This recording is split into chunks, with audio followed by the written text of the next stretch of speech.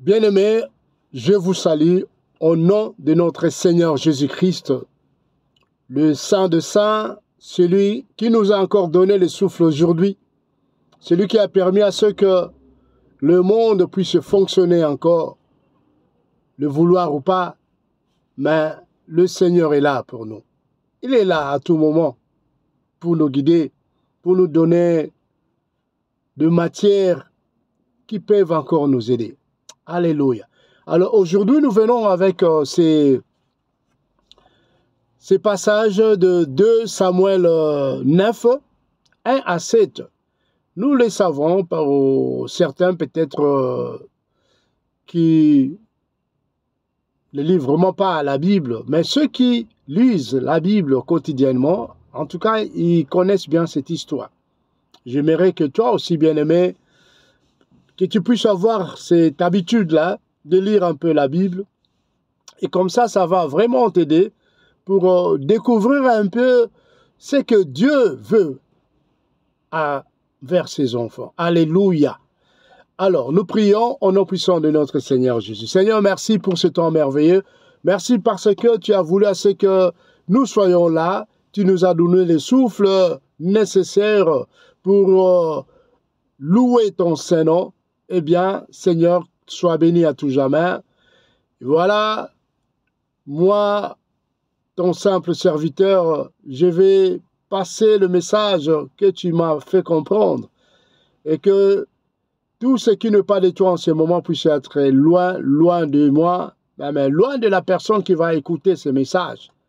Face à ce que le Saint-Esprit soit au contrôle de tout et que nous soyons encore bénis en ce moment, nous prions au nom puissant de ton Fils Jésus-Christ. Et nous disons Amen. Bien aimé, voilà, je disais qu'on est dans 2 Samuel 9, versets 1 à 7. Là, il est question de l'histoire de David et Jonathan. Vous savez bien, Jonathan était le fils de Saoul, qui était le premier roi d'Israël à l'époque. Voilà. Et c'est quelque chose qui était pas très courant à l'époque, où il y a le papa qui n'aime pas la personne en question, mais le fils devient l'ami intime de l'ennemi de son père. Voilà. C'est de ça que nous allons parler. Cette histoire, c'est vraiment une histoire épique, parce que de là, Dieu nous fait comprendre, Dieu nous donne une leçon, pour dire qu'il faut continuer à servir celui qui nous a créés. Nous devons servir notre Dieu bien-aimé. Même s'il y a des problèmes, même s'il y a des difficultés, nous devons être à mesure de continuer toujours à le servir. Parce qu'on ne sait pas ce qui peut arriver demain. Ne te dis pas que non, Dieu ne fait rien pour moi. Non. S'il ne fait rien pour l'instant, il sait. Il sait qu'il prépare quelque chose pour ton futur, pour tes enfants. Ce qui peut arriver à tes enfants, personne ne le sait. Tu seras peut-être mort, mais tes enfants seront là, tes petits-enfants seront là. Et à cause de l'amour que Dieu avait en toi, et de cet amour va naître encore quelque chose qui sera favorable à tes enfants. C'est de ça que cette histoire est faite. Donc, en fait, le titre, si je peux bien dire, le titre de ces messages, c'est « Dieu se souvient toujours de ses serviteurs ». Il se souvient toujours de ceux qui vont avec lui, ceux qui marchent dans ses règles, sous ses instructions. Ne te dis pas que ce que je fais, Dieu ne le veut pas. Il ne voit pas. Non, Dieu voit tout, bien-aimé. Mais il sait à quel moment il va intervenir. L'amour de Dieu, ce n'est pas un amour d'intérêt. On travaille pour lui et on fait ce qui est mieux. C'est à lui de voir, de nous donner ce qu'il y a. Mais la Bible nous dit que nous aurons une couronne, comme l'apôtre Paul le dit. Nous courons comme des coureurs, comme des athlètes, mais dans l'espoir de recevoir quelque chose à la fin. Nous courons pour gagner quelque chose, pour gagner une médaille, pour gagner une couronne, pour gagner une coupe. Et cette coupe ça sera une coupe éternelle, une coupe sempiternelle. Alléluia. Bien-aimé, cette histoire nous fait comprendre que servir Dieu, c'est être sur la bonne voie. Alléluia. Donc, parlons-en maintenant. David et Jonathan s'étaient alliés amitié, bien que Saoul, qui était le père de Jonathan, ne voulait pas de cette union, de cette amitié. Il y a eu à 2-3 reprises comme ça, Jonathan avait averti même David du danger qu'il encourait. Et ils ont fini par avoir une alliance. Ils se sont dit que non, même à la mort, jusqu'à la mort, leur amitié va aller au-delà de tout. Et David a tenu promesse. Comment il a tenu promesse? Eh bien, après la mort. La Bible nous dit qu'il y a dans le livre toujours de 2 Samuel, il y avait, donc là, c'est 1 Samuel, là on parle de la mort de Jonathan et son père Saoul, qui était mort durant une guerre.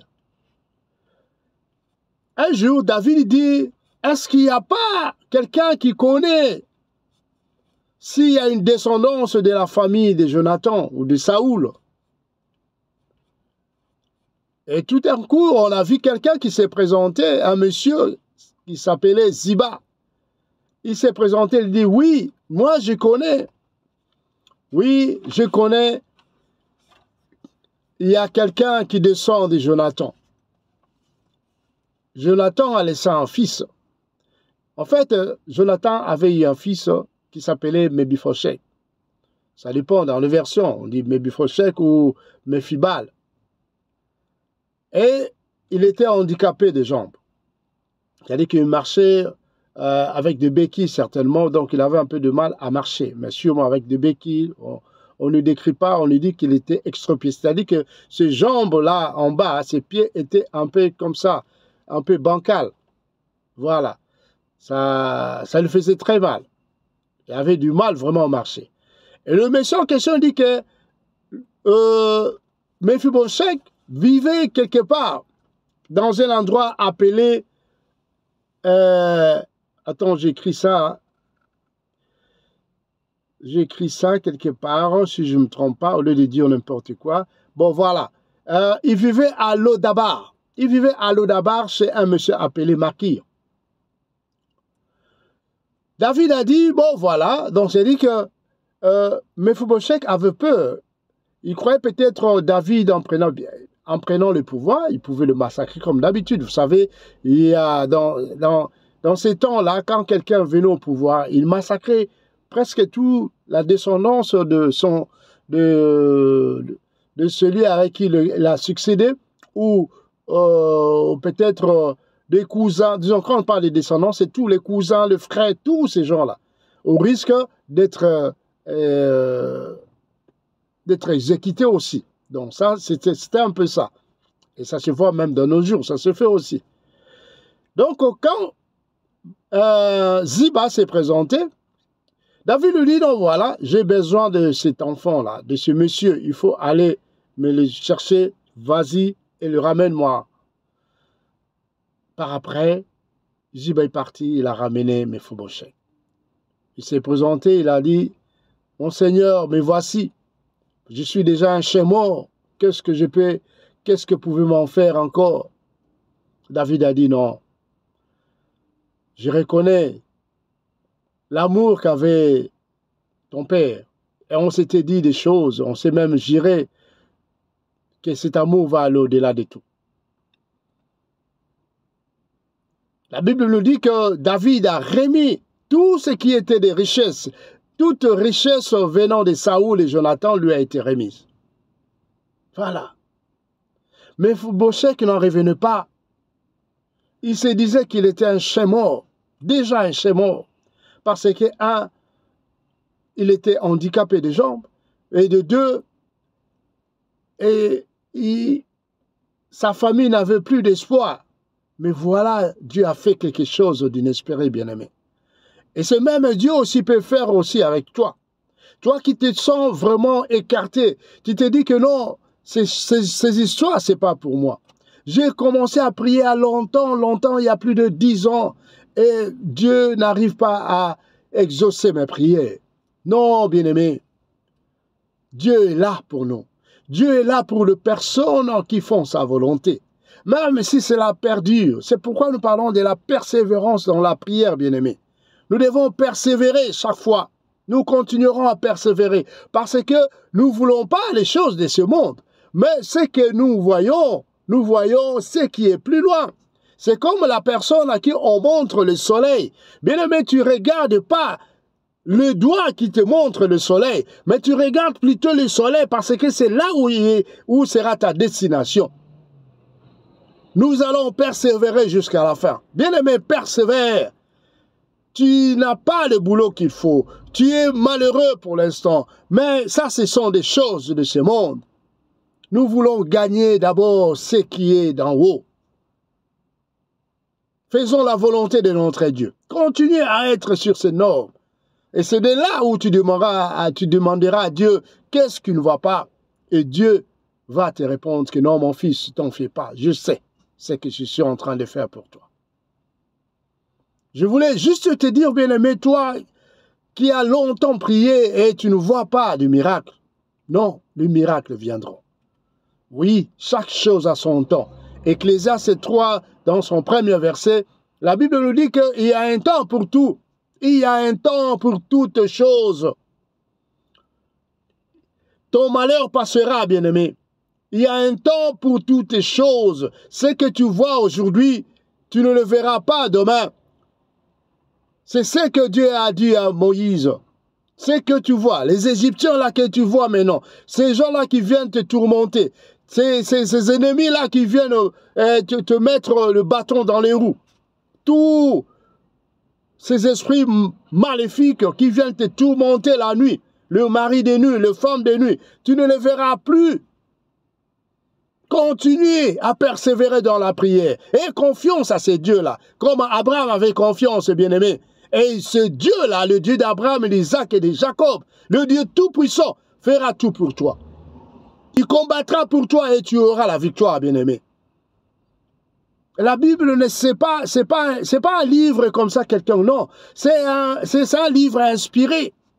Quand tu lis ces histoires, tu comprends que non, il y a quelque chose de vérité, de véracité qui s'est dit dans la Bible. Que personne ne te trompe, bien-aimé. Le salut est individuel. Continue à combattre le bon combat et Dieu sera avec toi. Nous avons vu comment ces deux jeunes gens, Jonathan et David, ils se sont liés d'amitié. Ils ont continué à persévérer que non, il y aura toujours quelque chose de bien. Bien qu'au vivant de Jonathan, il n'y a pas eu ce qu'il fallait. Il a eu un enfant handicapé. Mais par après, qu'est-ce qui s'est passé? Cet enfant a été récompensé par Dieu. Dieu lui a donné tout ce qu'il fallait. Et on nous dit par après que Méphibosheth avait eu encore un enfant. Alléluia. Ça, c'est vraiment des nouvelles qui peuvent nous faire comprendre que notre Dieu ne ment jamais. Bien-aimé, je voulais te faire comprendre que tout ce qui se passe dans toi, c'est juste passager. Nous sommes que de simples passagers. Sous le soleil, nous sommes que de simples passagers. Il y a des gens qui vivent en tout cas avec la main de Dieu. Et Dieu fait assez que cela puisse leur arriver aussi. Des bonnes choses, oui, des bonnes choses. Mais il y a certaines personnes où les choses ne marchent pas très bien. Mais cela ne veut pas dire que Dieu n'existe pas. Non. Continuons à lutter, bien-aimés. Continuons. Que personne ne puisse te mettre sur l'autre camp. Continuez, vas-y, vas-y, vas-y. Nous allons courir jusqu'à remporter cette couronne. La couronne que Jésus a dit, je suis parti et je suis en train de préparer des maisons pour vous. J'arrange tout pour vous. Ne vous inquiétez pas. Ne vous inquiétez de rien. Le Saint-Esprit est là. Nous allons demander chaque fois à Saint-Esprit que le Saint-Esprit puisse faire quelque chose pour nous. S'il ne le fait pas pour l'instant, cela ne veut pas cela ne va pas nous freiner à continuer de prier. Alléluia. Bien-aimé, voilà, je t'ai fait parler de cette histoire de Jonathan et David pour te faire comprendre que Dieu n'oublie pas ses serviteurs. Dieu s'est souvenu de Jonathan, de ce qu'il a fait à son serviteur David, parce qu'à 2 ou 3 reprises, il a dénoncé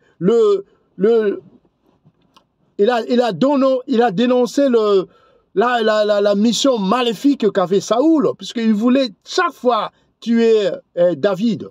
Et nous avons vu par après le contraire de ce qui s'est passé. David s'est mis à son recherche et celui-là, 2 fois comme ça, il voulait même tuer Saoul. Mais il a dit que non, je ne peux pas le faire parce que c'était un oint de Dieu. C'est celui que Dieu a mis sur le trône, bien que ce n'était pas la volonté de Dieu.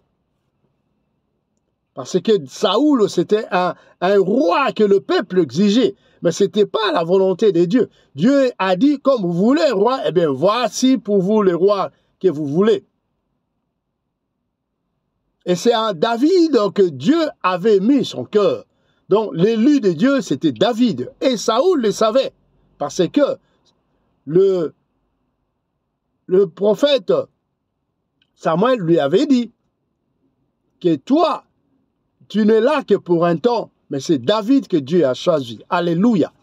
Donc voilà, bien-aimé, je voudrais te faire comprendre cela pour que tu puisses comprendre. Nous passons tous des moments très difficiles. Moi, je ne peux pas te dire des moments difficiles que je passe aussi. Des moments très difficiles, je dis même décevants. Mais je dis, mon Dieu, toi seul es le maître. Toi seul es grand. Toi seul peux contrôler ce monde. Et quand j'ai déjà ça dans ma tête, je me dis, où puis-je aller encore, si ne pas continuer avec ces dieux? Parce qu'ils sont de nos cœurs. Il sait ce que nous sentons quand tout va mal. Mais il a dit, je ne vous laisserai pas comme ça. Il vient toujours à nos secours. Chaque fois, il vient nous secourir parce que nous sommes de lui. Alléluia. Mon frère, ma soeur, alors, continuons à persévérer. Continuons à être tenaces. Ne lâchons pas prise. Continuons de marcher tête haute, malgré les problèmes, malgré les difficultés. Parce que nous n'avons pas à voir tout ce qui est de ce monde. Le bien de ce monde ne nous dit absolument rien. Ce que nous voulons, c'est là-bas atteindre les sommets pour voir Jésus, pour vivre avec lui, pour être avec lui, chanter ses merveilles. Alléluia, alléluia. Bien-aimé, ne désespère pas. Continue à marcher. Et Jésus-Christ t'attend de l'autre côté. Alléluia. Faisons comme Jonathan et David. Ils ont persévéré. Ils ont continué. Même quand tu es dans l'amitié. Ton amitié, c'est entre toi et Dieu. Voilà. C'est toi et Dieu. Dieu avait les intentions, les bonnes intentions envers toi. Il est là toujours. Et continue avec lui. Il sait qu'il ne va pas te lâcher. Parce que nous avons fait un pacte. Nous avons dit que non, Seigneur, nous serons toujours là quand vous aurez besoin de nous. Et il le sait. Il le sait. Alors, continuons. C'est notre ami, c'est notre Père. Il sait nos besoins, il sait nos faiblesses. Il sera là pour nous soutenir. Bien-aimé, ne te lâche pas. Continue à marcher. Les soucis, tout ce que tu as, continue à prier. Fais des jeûnes et prières. Dieu va exaucer tes demandes. Alléluia. Il entend, il a l'oreille pour entendre. Il a les yeux pour voir. Alléluia. Et la Bible dit, dans Isaïe 58, dans ce premier verset, il nous dit que son bras là, le bras droit de Dieu, n'est pas si court. Enfin, n'est pas si court, excusez-moi. Le bras de Dieu n'est pas court pour arriver à saisir ce qui est à nous. Nous ramener des bonnes choses. Alléluia. Allez, merci. Sois béni, mon frère. Sois béni, ma soeur. Allez, merci.